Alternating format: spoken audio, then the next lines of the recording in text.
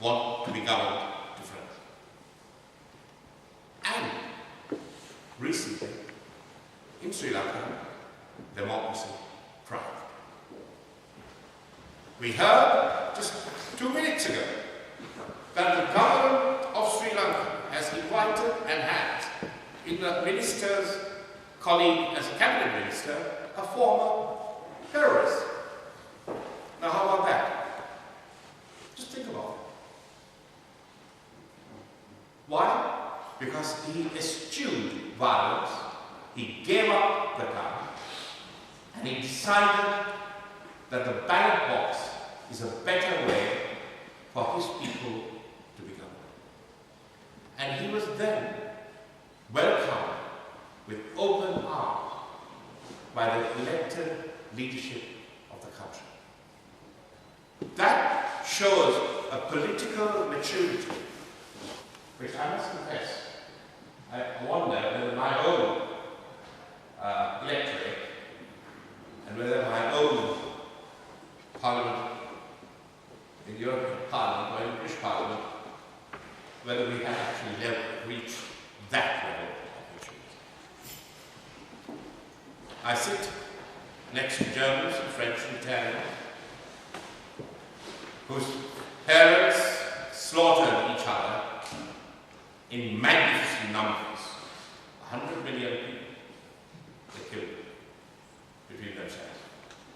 And today they sit next to each other, arguing out some issue in the European Parliament, going to the ballot box and determining whether they are right or wrong by the force of democratic will.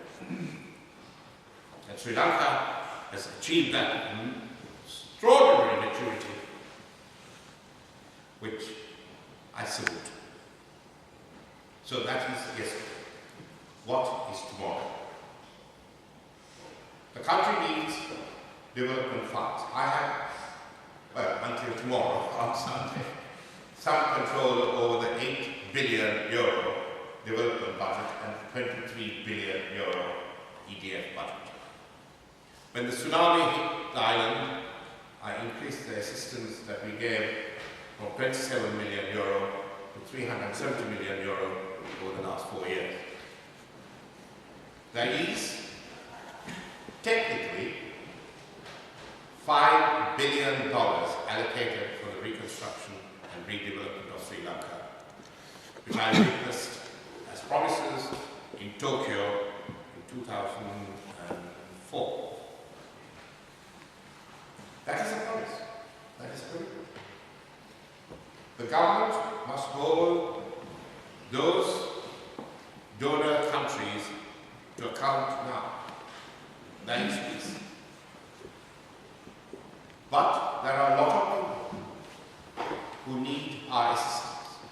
And recently, even while I was fighting my election campaign, I was talking to the European commissioners about increasing our assistance in the IDP camps so that they will have their necessities to survive this short period of resettlement.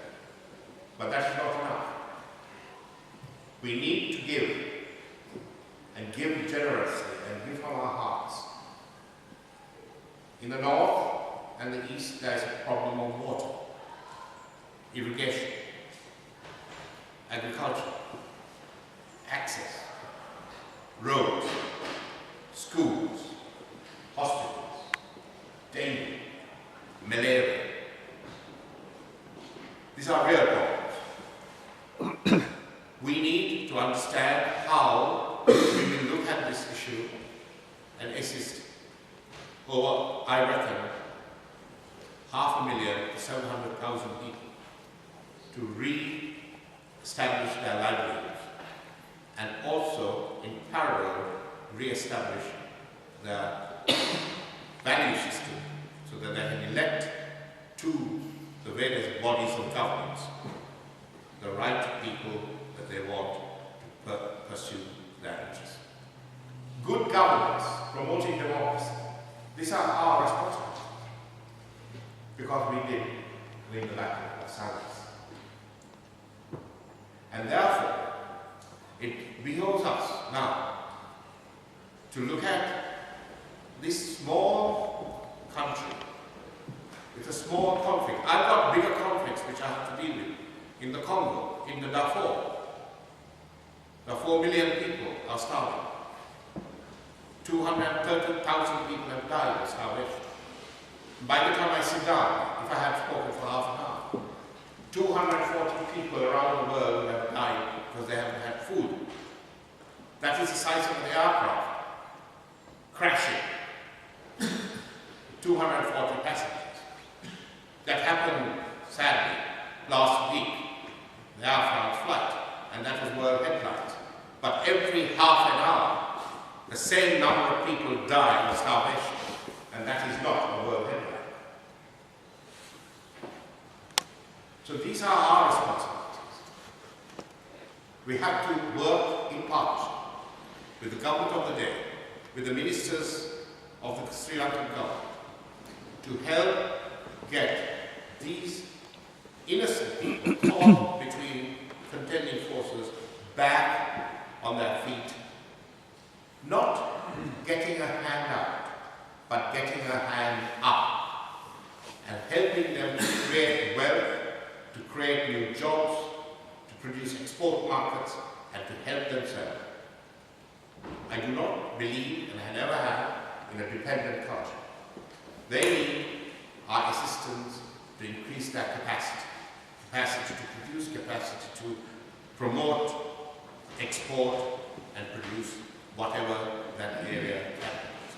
From fisheries, to agriculture, to whatever the land will produce. I don't want to go into a whole list of it.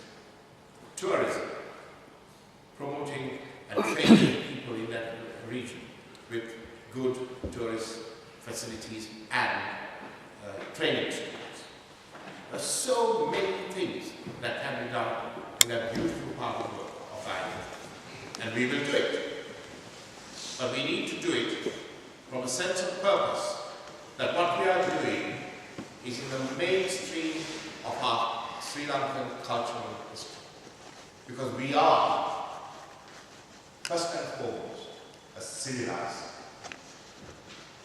Can you imagine how, if we were not, those enormous cities of Hon Nirj and Anuradhapura could have been built if we did not know how to work with each other, produce magnificent architecture, and get the entire population, Tamils, Sinhalese, and everybody else in that island over 2,000 years to produce those artifacts, buildings, libraries, scriptures, books, poems. Couldn't have produced it if you were fighting each other all the time. Couldn't have produced it if you were in the jungle. Of course not. This is a country which is so old, and so rich, and cultural diversity, that we need to connect with our roots, both as Sinhalese, Tamils, Muslims, Hindus, Christians, and every other religion, Buddhists, and come together as one Sri Lankan peoples. And I will do whatever I can if I'm elected on Sunday to make it happen.